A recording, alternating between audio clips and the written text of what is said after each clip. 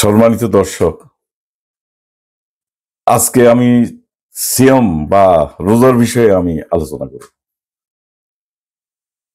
তা আমার দীর্ঘদিন থেকে কিন্তু আমার মনের ভিতরে একটা প্রশ্ন, আমরা যে প্রচলিত নিয়মে যুগ যুগ ধরে যে রামাদান মাসে আমরা রোজা রাখছি বা সিয়াম পালন করছি, এবং যে সংখ্যাটা সিয়ামের আমরা পূরণ করছি পূর্ণ 1 মাস, আমরা ভুল করছি না তো?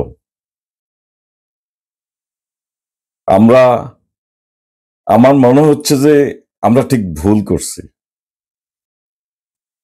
তো আমি কোরআনের আলোকে, আমার চিন্তা চেতনার আলোকে আপনাদের সামনে আমি বিষয়টি তুলে ধরব।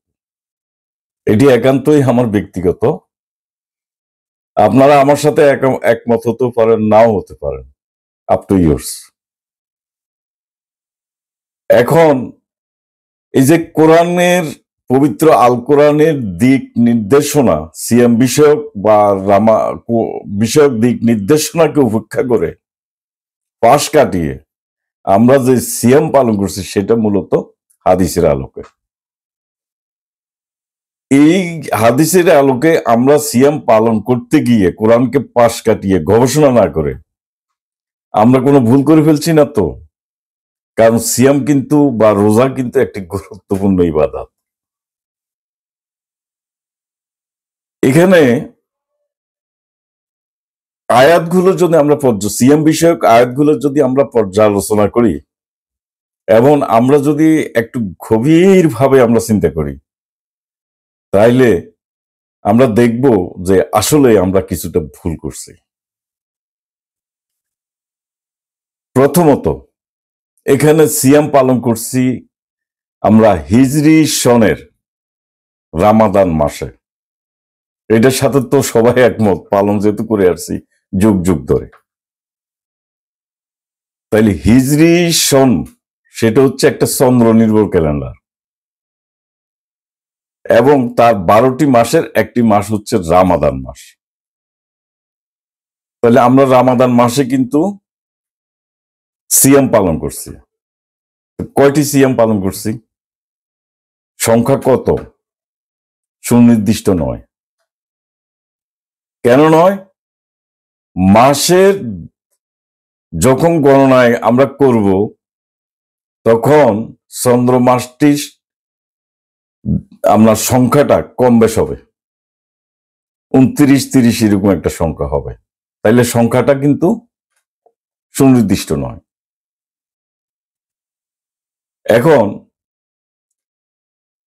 এই যে সংখ্যা, তাহলে সুনির্দিষ্ট সংখ্যা আমরা পালন করছি না, এবং আমরা হিজরির রামাদান মাসে আমরা সিয়াম পালন করছি। এমনকি পবিত্র আল কোরআনে আমাদেরকে যে আপনার সেহরি এবং ইফতার খাওয়ার বা সেহরি এবং ইফতারের যে সময়সূচির কথা আল্লাহ বলেছেন সেটাও আমরা অনুসরণ করছি না। তাইলে আমরা এই ভুলগুলা আমরা করে যাচ্ছি, কার প্ররোচনায় আমরা এই ভুলগুলা করছি? আর রামাদান মাস কোনটি? সিএম এর সংখ্যা কয়টি? কখন সেহরি হবে, কখন ইফতার হবে? এই প্রশ্নগুলো যদি আপনি আলেম, ওলামা, মাশায়েখ, গাউস, কুতুব, হাদিস গবেষক, হাদিস লেখক, আজহারি, মাদারি এদেরকে প্রশ্ন করেন, একই রকম উত্তর পাবেন। তাইলে আমরা এই প্রশ্নগুলা এদেরকে না করে আমরা এই প্রশ্ন করব পবিত্র আল কোরআনের কয়েকটি আয়াতকে। তাইলে আপনি সঠিক উত্তরটি আপনি পেয়ে যাবেন যে আমরা কোন জায়গাটা ভুল করছি। সূরা বাকারার আপনার 184 এবং 185 নং আয়াত, এই 184 নং আয়াতে বলা হয়েছে যে নির্দিষ্ট সংখ্যক দিনগুলোতে রোজা পালন করতে হবে। বিষয়টা খেয়াল রাখেন, নির্দিষ্ট সংখ্যক দিনগুলোতে আমাদের রোজা পালন করতে হবে, অর্থাৎ এর সংখ্যাটা একবারে সুনির্দিষ্ট। আর সফর কিংবা অসুস্থ হলে আমরা অন্যান্য দিনে সেই নির্দিষ্ট সংখ্যাটা আমরা পূরণ করে নেব। 184 নং আয়াত সূরা বাকারার, আবার আয়াত 185 সূরা বাকারার, যে তোমাদের মধ্যে যে কেউ এই মাস পাবে তাতে যেন তারা কি করে রোজা রাখে। তাইলে এই আয়াতের মধ্যে কিন্তু একটা আপনার যে একটা বিষয় উল্লেখ করেছে যে যারা এই মাসটি পাবে, তাইলে সবাই কিন্তু এই মাসটি পাবে না। এই আয়াতের বক্তব্য অনুযায়ী একটা অংশ পাবে, একটা অংশ পাবে না। আবার এখানে ঠিক রিপিট করা হয়েছে, 184 রিপিট, একই বক্তব্য। যারা অসুস্থ অথবা মুসাফির থাকবে তারা অন্যান্য দিনগুলোতে সেই নির্দিষ্ট সংখ্যাটা পূরণ করে নেবে। আপনারা আয়াতগুলো একটু দেখে নেবেন। তাইলে আমরা এখানে কি বিষয়গুলো পাচ্ছি? প্রথমত পাচ্ছি যে 184তে পরিষ্কার বলা হয়েছে নির্দিষ্ট সংখ্যক দিনগুলোতে আমরা সিয়াম পালন করব। অসুস্থ বা সফরে থাকলে অন্যান্য দিনে আমরা সেই সংখ্যাটা পূরণ করে নেব। পরিষ্কার 184 আয়াতে। 85 নং আয়াতে বলা হয়েছে এখানে যারা এই মাসটি পাবে তারা সিয়াম পালন করবে। আবার এখানে ঠিক একই বক্তব্য আসে, অসুস্থ কিংবা আপনার মুসাফির থাকলে সেরা অন্যান্য দিনে সেই সংখ্যাটা পূরণ করে নেবে। এখন আমাদের মধ্যে একটা অংশ এই মাসটি পাবে। কোন মাসটি? রামাদান মাসটি। আরেকটা অংশ কিন্তু রামাদান মাসটি পাবে না। তাইলে রামাদান মাসটি দুটো সামষ্টিকভাবে সারা পৃথিবীর লোকজন একই সময় পাবে না। এই সারা পৃথিবীর দুটো পার্ট, একটা পার্ট পাবে আর একটা পার্ট পাবে না। আবার যে পার্টে আপনার পার্টটি পাবে, যারা পাবে না তারা কোন এক সময় পাবে, আবার অন্য অংশটা সেটা পাবে না।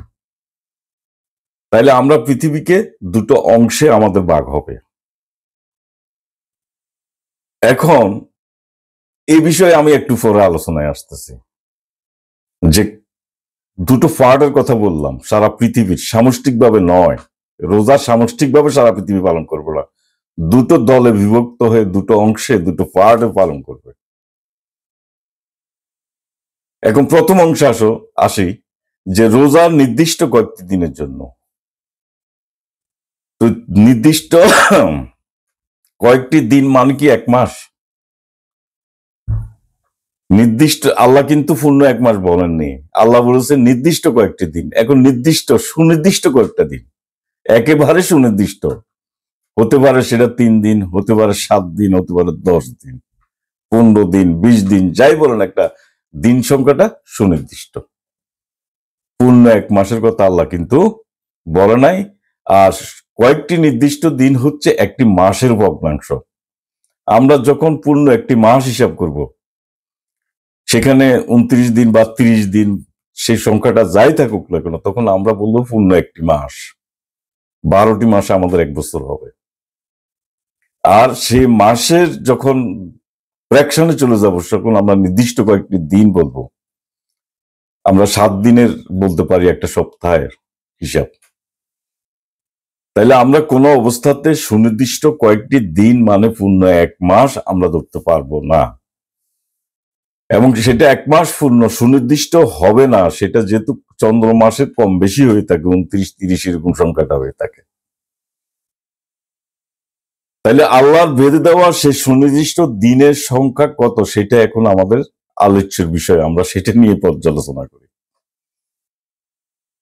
তো রোজা কোন মাসে, সেটা পর্যালোচনা করব আমি। রোজা কোন মাসে পালিত হবে এবং কখন আমরা সেই আমাদের মধ্যে একটা অংশ সেই 184 আয়াত অনুযায়ী আমরা প্রবেশ করব রামাদান মাসে, এবং তারা সিয়াম পালন শুরু করবেন নির্দিষ্ট কয়েকটি দিন। এখন সারা পৃথিবীর মানুষ কিন্তু একই সঙ্গে এই মাসটি পাবে না। তো রমাদান মাসটা কি? এটা রামাদান মাস মানে কি হিজরি রামাদান মাস? নিশ্চয় নয়। কেন নয়? হিজরি রামাদান মাসটি প্রণীত হয়েছে 639 সালে হযরত ওমর রাদিয়াল্লাহু তাআলা আনহুর খেলাফতের সময়। তখন পর্যন্ত তিনি যে দাপ্তরিক কার্যক্রমগুলো পরিচালনা করতেন এবং বিভিন্ন চিঠিপত্র লিখতেন, সেখানে কিন্তু তিনি তারিখ উল্লেখ করতেন না, যার ফলে বিভিন্ন স্টেট থেকে তার কাছে অবজেকশন আসে। এটা হাদিসের বক্তব্য অনুযায়ী যে আপনার কোনো দিন তারিখ আপনার সেখানে লেখা থাকে না, এতে করে আপনার প্রশাসনিক কার্যক্রম পরিচালনার ক্ষেত্রে সমস্যা হয়। সুতরাং আপনি একটি কি বছর বা একটা মাসের ক্যালেন্ডার আপনি ধার্য করুন। তখন 639 সালে হাদিসের বক্তব্য অনুযায়ী আপনার যারা এর আপনার ছিল প্রশাসনিক টপ লেভেলের লোকজন ছিল, তারা একত্রে বসে তারা একটা ডিসিশন নেয় যে তারা একটি মাস একটি ক্যালেন্ডার প্রবর্তন করবেন, এবং সেই ক্যালেন্ডারটা ছিল হিজরি ক্যালেন্ডার, এবং তার নবম মাসটি ছিল রামাদান মাস। তাহলে এই ঘটনাটি কখন ঘটে? এই রামাদান মাসটি, হিজরি রামাদান মাসটি আবিষ্কার হয় কবে? 639। তো আল্লাহ রাসূল তিনি পৃথিবী ছেড়ে চলে যান কবে? 632 সালে। তো তার মৃত্যুরও তো 7 বছর পরে। তাহলে যেই ক্যালেন্ডারটি প্রণীত হয়েছে আল্লাহ রাসূলেরও মৃত্যুর 7 বছর পরে, তো সেই ক্যালেন্ডারটা কি আল্লাহ রসুল অনুসরণ করেছেন? যদি করতেন অবশ্যই সেটা ওমর রাদিয়াল্লাহু তাআলার দাপ্তরিক কাজে তিনি সেই ক্যালেন্ডারটি তিনি ব্যবহার করতেন, তিনি তো সেটা করেননি। তাইলে কোরআনে, পবিত্র আল কোরআনে রামাদান মাসে সিয়াম পালন করার জন্য বলেছে, রোজা রাখার জন্য বলেছে। তো পবিত্র আল কোরআনের আপনার এই রামাদান মাস কি 639 সালের প্রণীত হিজরি রামাদান মাস? নিশ্চয় নয়, কারণ তো মাসেই ছিল না, এই ক্যালেন্ডারই ছিল না। তাহলে রামাদান মাসটি কি? আল্লাহ কোন মাসটাকে বোঝানো হয়েছে? তো রামাদান মাসের আবিধানিকত্ব হল উত্তাপ, উত্তাপ এবং দিনের একটা দীর্ঘ সময় ধরে সেই উত্তপ্ত মাসটি, যে মাসটি আমরা সাধারণত দেখি কি, যেমন আমাদের বাংলায় আমরা বলতে পারি সেটা হচ্ছে গ্রীষ্মকালের শুরু, যেটাকে সামার, এবং তার স্টার্টিং পয়েন্ট যে ডে থেকে আপনার এই গ্রীষ্মের শুরুটা হবে, যে মাসটি থেকে তার স্টার্ট হবে, যেটা সামার সলস্টিস বলা হয়, সেই গ্রীষ্মের শুরু থেকে আমরা কিন্তু রোজা রাখা শুরু করব। অর্থাৎ উত্তফের মাসের যখন প্রবেশ করবে তখন আমরা কিন্তু সিয়াম পালন শুরু করব। এখন উত্তফের মাসটি আমাদের পৃথিবীর দুটি গোলার্ধে বিভক্ত, একটি হচ্ছে উত্তর গোলার্ধ আর একটি হচ্ছে দক্ষিণ গোলার্ধ। এই উত্তাপের মাসটি, এই রামাদান, মানে আমি এখন আরবি ভাষায় আমি ব্যবহার করতেছি, আবিধানিক অর্থ হলো উত্তাপের মাস। আমরা যেটা মাসের নাম দিয়েছি গ্রীষ্মে, সামার শুরু হলো, স্টার্টিং পয়েন্ট সামার সলস্টিস। ঠিক এই গ্রীষ্মের অয়নন কাল যেটা, সেখান থেকে যেটা শুরু হবে উত্তর গোলার্ধে, সেই দিনের দীর্ঘ সময়ের উপস্থিতিটা শুরু হবে কখন থেকে? সেই গ্রীষ্ম শুরু হবে কখন থেকে? এটা জুনের 21, 20, 21, 22। তাহলে ওই সময় যখন শুরু হবে, প্রবেশ করবে আপনার এই উত্তাপের মাসটি বা গ্রীষ্মের অয়নন কালটি, অথবা সামার সলস্টি, উত্তর গোলার্ধে আপনার প্রবেশ করবে একটা গ্রুপ, তখন দক্ষিণ গোলার্ধে থাকবে আপনার শীতকাল। আবার দক্ষিণ গোলার্ধে যখন এই সামার সলস্টিসটা আপনার স্টার্টিং পয়েন্টটা হবে, গ্রীষ্মের শুরু হবে, তখন উত্তর গোলার্ধে থাকবে শীতকাল। তাইলে দুই গোলার্ধে কিন্তু দুই রকম ঋতুর সূচনাকাল। তাহলে জুন মাসের 20, 21 বা 22 তারিখ যে কোনো একদিন থেকে আমরা আমাদের এই উত্তাপের মাসটি শুরু হবে। উত্তাপের মাসটি শুরু, স্টার্টিং পয়েন্টটা হবে জুনের 20, 21 বা 22, যেটা হচ্ছে আরবিতে আল্লাহ কোরআনে উল্লেখ করেছেন রামাদান, অর্থাৎ রামাদান মাস বা উত্তাপের মাস। আর দক্ষিণ গোলার্ধে কি হবে, কখন শুরু হবে? সেটা শুরু হবে 21 বা 22 ডিসেম্বর। তাইলে রামাদান মাস একই সঙ্গে আমরা সারা পৃথিবীর মানুষ সামষ্টিকভাবে একই সঙ্গে পাবো না, সেটা দুটো পার্টে পাবে। যখন উত্তর গোলার্ধে সেটা প্রবেশ করবে 20, 21, 22 জুন, সেদিন থেকে কিন্তু আমাদের সিয়াম শুরু হয়ে যাবে। এই উত্তাপের মাসটি কিন্তু দক্ষিণ গোলার্ধে সেই সময় থাকবে শীতকাল, তখন তারা সিয়াম পালন করবে না। তাহলে আমরা যখন প্রবেশ করবো এই মাসে, আল্লাহ যখন বলেছেন তখন তোমরা নির্দিষ্ট কয়েকটি দিন তোমরা পালন করো, সিয়াম পালন করো, রোজা রাখো। আবার যখন দক্ষিণ গোলার্ধে আপনার 21 বা 22 ডিসেম্বরে দিনের দীর্ঘ এবং উত্তাপ মাসটি বা গ্রীষ্মকাল বা সামারটা শুরু হবে 21 বা 22 ডিসেম্বর, এই সময়ে তখন দক্ষিণ গোলার্ধের লোক আপনার সিয়াম পালন শুরু করবে। তাইলে আয়াতের সাথে কথাটা মিলে গেল, তোমরা যারা এই মাসে প্রবেশ করবে। তাইলে একটা অংশ আমরা যারা উত্তর গোলার্ধে আছি, আমরা সহজ হিসাব, আমরা প্রবেশ করবো এই মাসে 20, 21, 22 যে কোনো একদিনে, এবং দক্ষিণ গোলার্ধে প্রবেশ করবে 21 বা 22 ডিসেম্বরে। তাহলে দুই গোলার্ধের মানুষ পৃথিবীর দুটি ভিন্ন ভিন্ন সময় আপনার রোজা রাখবে। এখন রোজা কয়টি? সূরা বাকারার 196 নং আয়াত, এর দিকে একটু খেয়াল রাখ, একটু আপনার দেখবেন এই আয়াতটি। সেখানে কি পূর্ণ 10 একটি শব্দ উল্লেখ করা হয়েছে, সেটা একটি বিশেষ প্রেক্ষাপটে কিন্তু উল্লেখ করা হয়েছে। 184 এবং 185তেও কিন্তু বিশেষ প্রেক্ষাপট ছিল, প্রেক্ষাপটটা উল্লেখ করা হয়েছে পরপর, সফর কিংবা অসুস্থ।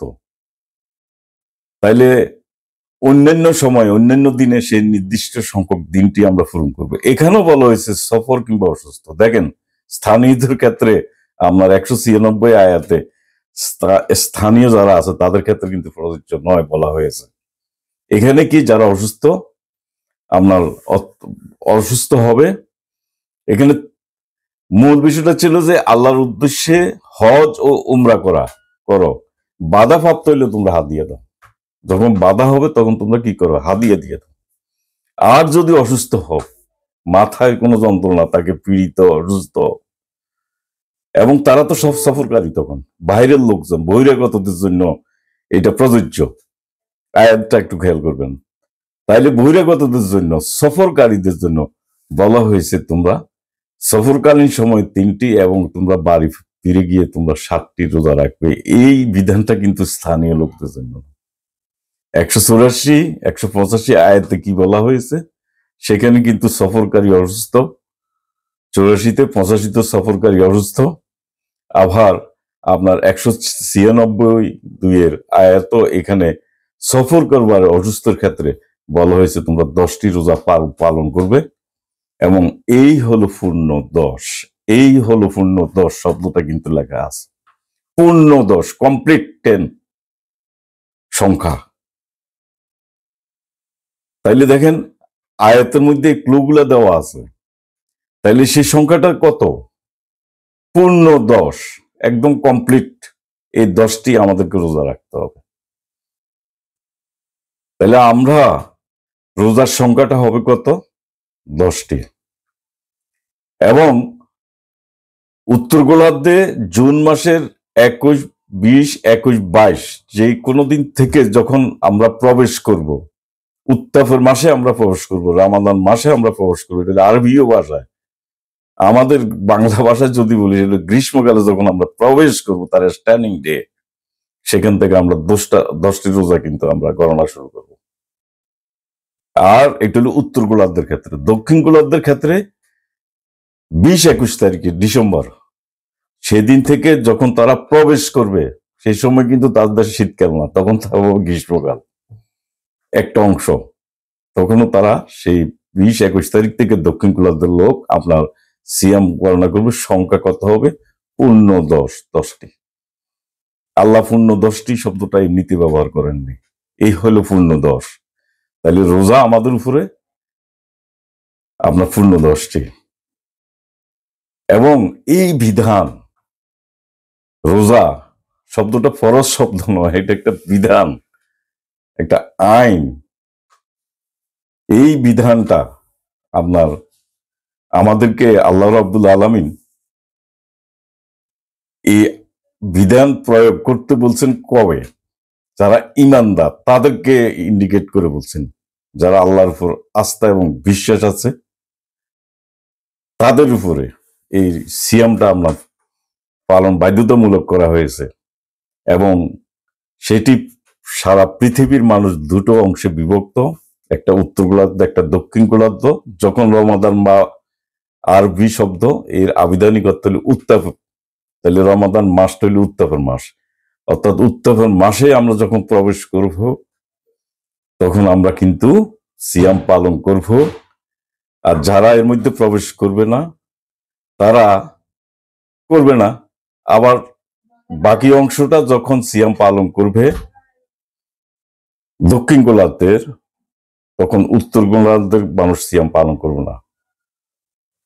তাইলে পৃথিবীর দুটি গোলার্ধের মানুষ দুটি ভিন্ন ভিন্ন সময়ে সিয়ামের মাসে প্রবেশ করবে। প্রত্যেকেই কিন্তু 10টি করে পূর্ণ 10টি সিয়াম তারা পালন করবে। এখন আল্লাহ রাব্বুল আলামিন যদি আমাদেরকে বলতেন যে তোমরা পূর্ণ কি 1 মাস রোজা রাখার কথা বলতেন, তাহলে তিনি নির্দিষ্ট সংখ্যক দিন তিনি কিন্তু উল্লেখ করতেন না। তিনি সরাসরি বলে দিতে পারতেন যে তোমরা পুরো 1 মাস তোমরা সিয়াম পালন করো। কারণ এরকম মাসের সংখ্যা কিন্তু আরো অন্যান্য জায়গায় সিয়াম পালনের ক্ষেত্রে আপনার বিভিন্ন এই বিষয়ের অবতারণা করে মাসের সংখ্যা উল্লেখ রয়েছে, এরকম আয়াত রয়েছে। কিন্তু ইন জেনারেল কমন কেস, সেই ইন জেনারেল বা কমন কেসে কি বলছে, দুটো ফার্টে দুটো ভিন্ন ভিন্ন সময়ে রমাদান মাসে আমরা বা উত্তাপের মাসে আমরা প্রবেশ করব। পৃথিবীর দুটো অংশ, যখন যে অংশ রমাদানে প্রবেশ করবে সেই অংশটি তারা সিয়াম পালন করবে এবং তার নির্দিষ্ট সংখ্যক কয়েকটা দিন, পূর্ণ মাসটি কিন্তু বলা নাই, এই নির্দিষ্ট সংখ্যক একদম সুনির্দিষ্ট সংখ্যক দিনগুলির এর একটা সমাধান দিয়ে দিয়েছেন 296 নং আয়াতে। সেখানে বলা হয়েছে পূর্ণ 10। এই হলো পূর্ণ 10। আয়াতগুলো একটু দেখে নেন। ইভেন আমি একটা কথা বলেছি এর আগে, আমার বেশ কিছু ভিডিও রয়েছে আপনার রোজা বিষয়ক এবং রোজার মাস বিষয়ক, আমরা বিস্তারিত ভিডিওটা আমি এর আগে আমি দিয়েছি আপনাদের সামনে। সবকিছু পরিবর্তন, সিয়ামের মাসটা পরিবর্তন, কতটি রোজা সিয়াম আমরা রোজা রাখবো সেটা পরিবর্তন। এমনকি আপনি সেহরিটা কখন খাবেন সে সময়টা পরিবর্তন হয়ে গেছে, ইফতার কখন করবেন সে সময়টা পর্যন্ত পরিবর্তন। কোরআনের অনুসরণে আপনার এই সিয়াম বা এই রোজা আমরা পালন করছি না। আমরা আমাদের মন ঘোরা হাদিসের আলোকে সেই মন ঘোরা আমরা বিধান আবিষ্কার করেছি এবং সে অনুযায়ী আমরা পালন করে আসছি। এত পরিশ্রম করছি, এত কষ্ট করছি, একটা রোজা রাখছি আমরা আল্লাহর সন্তুষ্টির উদ্দেশ্যে। যদি আল্লাহ না করুক, আল্লাহ ক্ষমা করুক আমাদেরকে, আমরা যদি ভুল কাজ করি, আল্লাহর বিধানের পরিপন্থী কোনো কাজ করি, তাহলে কি তার কোনো পরিত্রাণ আছে? প্রিয় মুসল্লি ভাইয়েরা, ইমানদার ভাইয়েরা, আপনারা একটু ভাবেন, একটু কোরআন নিয়ে ভাবেন, কোরআনকে প্রশ্ন করেন। ওই যে আমি বললাম পীর মাশায়েখ গাউস কুতুব, হ্যাঁ, এদেরকে প্রশ্ন করার দরকার নাই। হাদিস লেখক মানে হাদিস লেখককারীদের কিতাবে হাদিসে এত ঘাটাঘাটি এদেরকে প্রশ্ন করার প্রয়োজন নাই, উল্টা পাল্টা উত্তর পেয়ে যাবেন। আপনি যদি কোরআনকে আমরা প্রশ্ন করতে শিখি, তাইলে আমরা সঠিক উত্তরটি আমরা কোরআন থেকে পেয়ে যাব। এবং আমরা যাই করি আল্লাহর সন্তুষ্টির উদ্দেশ্যে, আল্লাহ আমাদের উপর যে বিধান চাপিয়ে দিয়েছেন সেটা পরিষ্কারভাবে সুস্পষ্টভাবে পবিত্র আল কোরআনে উল্লেখ রয়েছে। আল্লাহ আমাদেরকে হেফাজত করুক, সঠিক পথে আল্লাহর নির্ধারিত বিধান অনুযায়ী, সুনির্দিষ্ট বিধান অনুযায়ী আমরা প্রত্যেকটি কাজকে পালনের তৌফিক দান করুন। আল্লাহ হাফেজ।